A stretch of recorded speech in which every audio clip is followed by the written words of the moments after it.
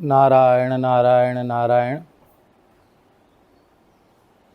भारतवर्ष धर्म प्राण है, अत्यंत पवित्र देश है। यहाँ की समग्र भूमि ही एक महान तीर्थ है। उसमें भी भगवान के दशावतारों में भगवान के एक अभिन्न स्वरूप अवतार रेणुका नंदन जमदग्नि नंदन भगवान परशुराम,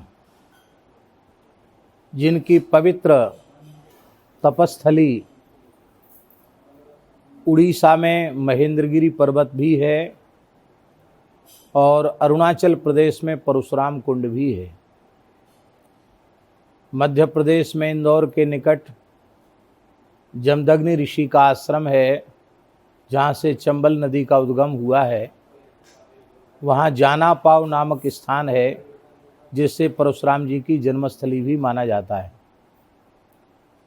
भगवान परशुराम ने तप किया अरुणाचल प्रदेश में स्थित परशुराम कुंड में। ब्रह्मपुत्र वहाँ से निकलती है और उसी के अंतर्गत वह महान तीर्थ है।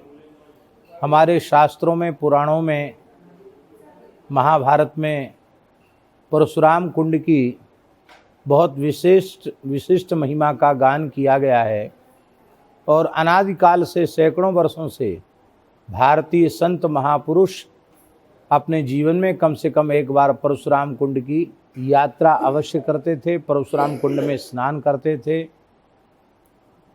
जिस काल में यात्रा अत्यंत दुर्गम थी, उस काल में भी हजारों लाखों वर्षों से परशुराम कुंड की यात्रा की पवित्र परंपरा रही है।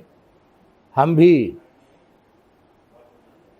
पूज्य संतों के साथ श्री गोपाल शरण देवाचार्य जी महाराज एवं श्री पथमेड़ा महाराज के साथ हम भी परशुराम कुंड की यात्रा करके स्नान करके आए और उसी समय हम सबके मन में भी एक भाव जगा था कि यह भारत का सीमांतवर्ती प्रदेश है और यहाँ भगवान परशुराम की भव्य प्रतिमा स्थापित हो। सभी संतों के मन में ये भाव जगा था और भगवान ने अनुग्रह करके इस भाव की पूर्ति विप्र फाउंडेशन के माध्यम से कराई है। अत्यंत हर्ष का विषय है कि वैदिक सनातन संस्कृति के प्रतीक,